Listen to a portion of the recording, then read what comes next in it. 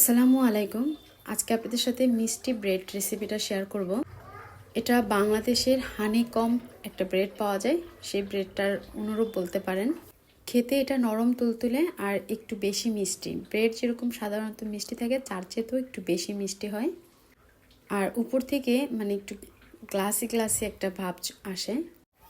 বাচ্চাদের টিফিনে কিংবা বিকেলের নাস্তাতেও এরকম একটা রেসিপি কিন্তু খুব সহজে বাসায় বানিয়ে নিতে পারেন। আর এর জন্য আমার লাগবে, প্রথমে আমি নিয়ে নিয়েছি 1 বাটি ময়দা, স্যুপ বাটির 1 বাটির ময়দা নিয়েছি। আর এখানে আমি চিনি দিয়েছি 2 টেবিল চামচ চিনি। অবশ্যই মিষ্টিটা যার যার পছন্দ অনুযায়ী কেউ 3 টেবিল চামচ চিনি দিতে পারেন। তবে তারপর দিয়ে দিচ্ছি 1 টেবিল চামচ ইস্ট পাউডার, 2 টেবিল চামচ পাউডার মিল্ক দিয়ে দিলাম, আর সামান্য পরিমাণে লবণ। তারপরে দিয়ে দেবো 1 টেবিল চামচ ঘি, তবে আপনারা এখানে সাদা তেলটাও কিন্তু দিতে পারেন। তারপরে দিয়ে দিচ্ছি একটা ডিম। তারপর হাত দিয়ে খুব ভালো করে এগুলো মেখে নিব। তারপরে কুসুম গরম পানি দিয়ে খুব ভালো একটা করে ডো তৈরি করে এটা রেস্টে রেখে দিতে হবে। যত বেশি রেস্টে আর কি রাখা যায় ততই কিন্তু ব্রেডটা নরম তুলতুলে হবে। আর এই ময়দাটা যখন ময়ন দিবেন তখন কিন্তু অবশ্যই একটু নরম নরম করে ময়ন দিতে হবে। তো হাতে কিন্তু আটকে যাবে, সেক্ষেত্রে একটু তেল ইউজ করা যেতেই পারে। তো উপর থেকে আবারও 1 চামচের মতো ঘি দিয়ে তারপর আমি এটা ঢাকনা দিয়ে ঢেকে রেখে দেব।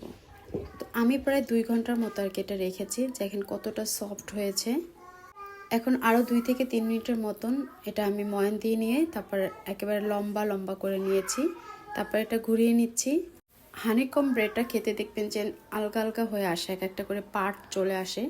তো এভাবে করে আমি একটা রুটি তৈরি করে নেব প্রথমে। রেসিপি ভালো লাগলে রিকোয়েস্ট থাকলো আমার চ্যানেলটি সাবস্ক্রাইব করার। তারপর রুটিটা আমি সাইড থেকে চাকু দিয়ে কেটে নিব। আর এটা কাটা হয়ে গেলে তারপরে একটার পর একটা ঘুরিয়ে নিব। প্রথমে ছোটোগুলা নিব, লাস্টের দিক দিয়ে বড়গুলা দিব আর কি। এতে করে আর কি একদম পাট পাট হবে, আর এটা আরও বেশি নরম তুলতুলে হবে। আর এভাবে কিন্তু সবগুলো আর কি আমি ঘুরিয়ে নিয়েছি। আর খুলে যেতে চাইবে তখন একটু পানি লাগিয়ে আটকে নিলেই হয়ে যাবে। এখন এটা আমি একটু হালকা করে বেলে নিব। হানিকম ব্রেড যেটা, সেটা কিন্তু বেশি একটা বড় হয় না। আর এটা বেলার সাথে সাথে আর কি চুলায় দিতে হবে, নতুবা একদম ক্লোজ হয়ে আসে। তো আমি চুলায় একটা প্যান বসিয়ে তারপরে ব্রেডগুলো দিয়ে দিলাম। তা দুইটা দুইটা করে আর কি আমি ভাজবো। চুলার আঁচটা একদম লো, সর্বোচ্চ লো যেটা, সেটা দিয়ে তারপর আস্তে করে ব্রেডগুলো প্রথমে এপিট ওপিট করে ভেজে নিয়েছি।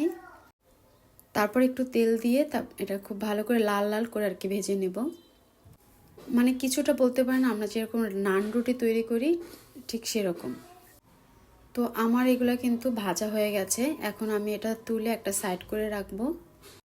আর এই হানিকম ব্রেডটা কিন্তু দেখবেন উপর থেকে একটা মিষ্টির আবরণ থাকে। এখন ওই প্যানের ভিতরেই আমি দিয়ে দিচ্ছি 1/2 কাপের মতো চিনি আর অল্প পরিমাণে পানি। চিনিটা একদম যখন গলে গেছে তখন আমি ব্রেডগুলো দিয়ে দিব। আর এটা চিনি শিরার ভিতরে আমি একটু চুবিয়ে রাখবো। চিনি শিরাটা কিন্তু বেশ একটা গাঢ় না। তারপরে এটা নামিয়ে নিলেই হয়ে যাবে হানিকম ব্রেড।